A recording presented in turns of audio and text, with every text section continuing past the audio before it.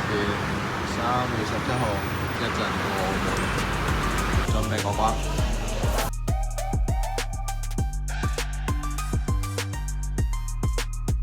門口裝咗我哋嘅 H8，呢度啲燈帶呢就全部用咗Aqara嘅燈帶。哇，望下出邊個海景先，正。而家轉場過第2個工地。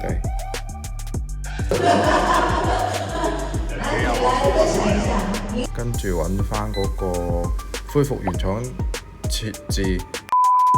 你屋企就係唔適合做智能家居，尤其係嗰種只係想做燈紅埋空調嘅。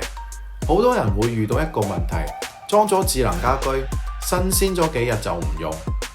好多人以為係品牌唔得，語音唔得，系統唔穩定，其實都唔係。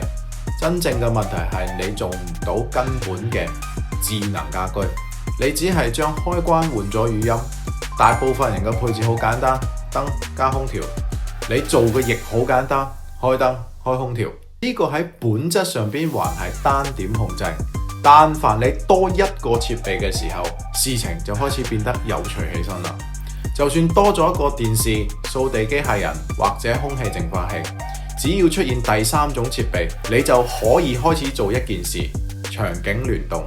例如回家燈亮開空調，電視開；離家燈光全關加掃地機械人啟動；睡眠燈關加空氣淨化器開啟。智能家居嘅分水嶺唔係設備好唔好，而係多個智能設備嘅品種數量。2個設備係控制，3個設備先叫系統。